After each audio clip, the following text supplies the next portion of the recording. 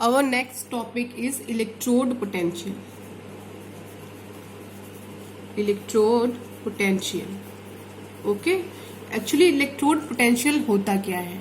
ये है हमारा एक इलेक्ट्रोड, ये हमारा एक इलेक्ट्रोड. ठीक है, हमें पता है कि जब सर्किट में करंट फ्लो करता है तो हमारे इलेक्ट्रोड पे या तो पॉजिटिव या फिर नेगेटिव चार्ज डेवलप हो जाता है. सब यहाँ पर क्या है, नेगेटिव चार्ज डेवलप हो गया. ये क्या हो गया, पॉजिटिव हो गया. तो या नेगेटिव, भाई हमें पता है पोटेंशियल एक्चुअली डेवलप होता ही क्यों है, जहां पर चार्ज होता है वही पोटेंशियल डेवलप होता है. ठीक है, तो यहाँ पे नेगेटिव चार्ज है तो यहाँ पर पोटेंशियल डेवलप हो गया. अब इस नेगेटिव चार्ज की वजह से जो सोल्यूशन में हमारे पॉजिटिव चार्ज थे, भाई ZnSO4 का सोल्यूशन है, जो पॉजिटिव चार्ज थे उनका भी कोई ना कोई पोटेंशियल डेवलप हुआ होगा. तो इसका मतलब क्या है, हमारे जो इलेक्ट्रोलाइट है उसके बीच उसका पोटेंशियल और जो हमारे इलेक्ट्रोड पे डेवलप हुआ है पोटेंशियल, इन दोनों के पोटेंशियल का जो डिफरेंस होता है वही हमारा इलेक्ट्रोड पोटेंशियल होता है. तो डेफिनेशन क्या होगी, a potential difference develop between the electrode and the electrolyte. Okay student, तो ये क्या है, पोटेंशियल डिफरेंस है किसके किसके बीच का, इलेक्ट्रोड और इलेक्ट्रोलाइट के पोटेंशियल के बीच का डिफरेंस है. ठीक है, चलिए अब हम देखते हैं ऑक्सीडेशन पोटेंशियल. ऑक्सीडेशन पोटेंशियल क्या होता है भाई, इलेक्ट्रोड पोटेंशियल के दो पार्ट होते हैं, एक ऑक्सीडेशन पोटेंशियल होता है, दूसरा रिडक्शन पोटेंशियल होता है. तो वो हाफ सेल, एक हमारा ये हाफ सेल है, एक हमारा ये हाफ सेल है. ठीक है, तो वो हाफ सेल जिसमें ऑक्सीडेशन होता है यानी लॉस ऑफ इलेक्ट्रॉन होता है, उसे हम क्या बोलते हैं, एनोड बोलते हैं. और it has a negative potential, देखिए नेगेटिव है ना, it has a negative potential with respect to the solution, is called oxidation potential. Okay, हम आते हैं कैथोड पे. Okay, reduction potential. तो रिडक्शन पोटेंशियल में क्या होता है कि the half cell in which reduction takes place, वो हाफ सेल जिसमें रिडक्शन हो रहा होता है यानी गेन ऑफ इलेक्ट्रॉन हो रहा होता है, उसे हम क्या बोलते हैं, कैथोड बोलते हैं. तो it has a positive potential with respect to the solution, is called reduction potential. Okay, अब एक और है हमारे पास, वो है सबसे इंपॉर्टेंट है, standard electrode potential. In short आप इसे ई नॉट बोलते हो. नॉट जहां पे लग गया समझ लीजिए वो बात किस फॉर्म पे हो रही है, स्टैंडर्ड फॉर्म पे हो रही है. ठीक है, तो पोटेंशियल तो हम किसी भी इलेक्ट्रोड में डेवलप कर सकते हैं, लेकिन तब जब हम उसे एक स्टैंडर्ड फॉर्म प्रेजेंट कर दें. तीन वैल्यू है हमारी स्टैंडर्ड, हम उसे पूरा स्टैंडर्ड कर दें, मतलब हमें पोटेंशियल डेवलप करना है किसी इलेक्ट्रोड में, लेकिन हम इसको तीन कंडीशन फॉलो करा दें. पहली कंडीशन ये है कि हमारा टेम्परेचर वो कितना हो जाए, 298 केल्विन या फिर 25 डिग्री सेल्सियस. सेकेंड हमारी जो स्टैंडर्ड कंडीशन है वो ये है प्रेशर की, प्रेशर हम कर दें 1 atm. ओके, थर्ड है हमारी कॉन्सेंट्रेशन की, कॉन्सेंट्रेशन कर दें 1 m. ओके, इस स्टैंडर्ड कंडीशन पे जब हम किसी भी एक सेल, किसी भी सेल का इलेक्ट्रोड पोटेंशियल फाइंड करते हैं तो उसी पोटेंशियल को हम लोग बोलते हैं स्टैंडर्ड इलेक्ट्रोड पोटेंशियल. ओके, जब इस कंडीशंस को हम फॉलो करा के इलेक्ट्रोड पोटेंशियल फाइंड करते हैं. नेक्स्ट है हमारे पास cell potential, cell potential. Okay, और सबसे इंपॉर्टेंट है EMF, आपने सुना होगा, ये वही है इलेक्ट्रोमोटिव फोर्स. ओके, तो potential difference between two electrode of a galvanic cell is called cell potential. ठीक है, इलेक्ट्रोड पोटेंशियल में इलेक्ट्रोलाइट और इलेक्ट्रोड के बीच के पोटेंशियल का डिफरेंस था. यहां पर इलेक्ट्रोड और इलेक्ट्रोड के बीच में जो पोटेंशियल डेवलप हुआ है उनके बीच का डिफरेंस है हमारा सेल पोटेंशियल. ठीक है, सुनिए इसको ध्यान से, the potential difference between the two electrode of a galvanic cell is called cell potential. The cell potential is difference between the electrode potential of cathode and anode. Cathode और anode का जो potential difference होगा वही हमारा क्या कहलाता है, cell potential यानी EMF, electromotive force. ओके, इसको फाइंड करने के लिए हमारे पास फॉर्मूला होता है E cell is equal to E right minus, difference है ना, हम माइनस कर दें E left, या इन शॉर्ट आप ये भी लिख सकते हो E cell is equal to E cathode minus E anode.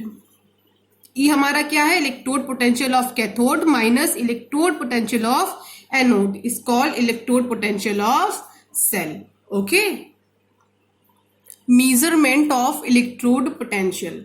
बेटा फर्स्ट ऑफ ऑल आप एक बात जान लो कि हम दो तरह से इलेक्ट्रोड पोटेंशियल फाइंड कर सकते हैं किसी भी सेल का। पहला तो एक स्टैंडर्ड इलेक्ट्रोड पोटेंशियल होता है। जब हम स्टैंडर्ड इलेक्ट्रोड पोटेंशियल फॉर्म करेंगे, यानी कि जो हमारा इलेक्ट्रोड पोटेंशियल है उसमें हम टेम्परेचर 298 केल्विन रख दे, हम प्रेशर 1 atm रख दे, कॉन्सेंट्रेशन 1 m रख दे, तो सिचुएशन हमारी कैसी बन जाएगी, स्टैंडर्ड बन जाएगी। जब हम स्टैंडर्ड सिचुएशन में इलेक्ट्रोड पोटेंशियल फाइंड करते हैं तो हम हेल्प लेते हैं शी की। शी यानी standard hydrogen electrode. Okay, short name हम इसको क्या बुलाते हैं, शी। ओके, ये हमारा क्या है, डायग्राम है शी का। लेकिन सिचुएशन जब हमारी नॉन स्टैंडर्ड हो जाए, इट मीन्स आपका टेम्परेचर है वो 298 ना हो, या आपका प्रेशर है वो 1 atm ना हो। ओके, और जो आपका कॉन्सेंट्रेशन है वो 1 m ना हो। जब ये सिचुएशन बन जाए किसी भी सेल में, तो भी हमें उसे इसका इलेक्ट्रोड पोटेंशियल तो फाइंड करना ही पड़ेगा, ठीक है। लेकिन उस टाइम हमारा जो वे होगा वो वे चेंज होगा। इस कंडीशन में हम हेल्प लेंगे नस्ट इक्वेशन की। ओके, नस्ट इक्वेशन आपने सुना होगा, बहुत इंपॉर्टेंट इक्वेशन है। ओके, नस्ट इक्वेशन की हम हेल्प लेंगे। ओके, इसको लेकिन हम कल स्टडी करेंगे। अभी हम शी के बारे में केवल स्टडी करते हैं, ये कैसे वर्क करता है ये भी हम कल स्टडी करेंगे। ओके, तो कल हमारा जो मेन टॉपिक होगा वो होगा measurement of electrode potential with the help of standard hydrogen electrode and Nernst equation. Okay, तो स्टैंडर्ड हाइड्रोजन इलेक्ट्रोड कैसे बना हुआ होता है, ये क्या होता है, ये आप जान लीजिए। ओके, तो in order to measure the standard electrode potential of an electrode, it is connected with reference electrode। तो ये जो आपका स्टैंडर्ड हाइड्रोजन इलेक्ट्रोड है ये एक तरह का रिफरेंस इलेक्ट्रोड है, रिफरेंस इलेक्ट्रोड है। हमें जब किसी भी सेल का इलेक्ट्रोड, किसी भी हाफ सेल का इलेक्ट्रो पोटेंशियल जानना होता है तो हम उसे इसी से कनेक्ट करते हैं, ठीक है। और अब इससे हम इसे क्यों कनेक्ट करते हैं, क्योंकि हमने इसको सारी कंडीशन प्रोवाइड करी है। देखिए यहाँ पे टेम्परेचर कितना है, 1 atm है, ठीक है। एसिड सोल्यूशन हमने ले रखा है, उसका कॉन्सेंट्रेशन कितना है, 1 m है, ठीक है। टेम्परेचर यहाँ पे कितना है, 298 है। सारी स्टैंडर्ड कंडीशन हमने इसको प्रोवाइड करी है। तो जिस हाफ सेल का हमें इलेक्ट्रोड पोटेंशियल फाइंड करना होता है उसे हम इससे कनेक्ट कर देते हैं, और इसका इलेक्ट्रोड पोटेंशियल हमने क्या रखा हुआ है, 0 रखा हुआ है, ठीक है। 0 है इसका इलेक्ट्रोड पोटेंशियल शी का, ये बात अब हमेशा याद रखिएगा। तो जो हमें वोल्ट मीटर में रीडिंग मिलती है वो इसकी हो नहीं सकती, क्योंकि इसका तो 0 है। तो यानी जो रीडिंग मिलती है वो उसकी मिलती है जिसको हमने इससे कनेक्ट किया है, ठीक है। चलिए हम देखते हैं इसका क्या है कॉन्सेप्ट, कैसे बना होता है।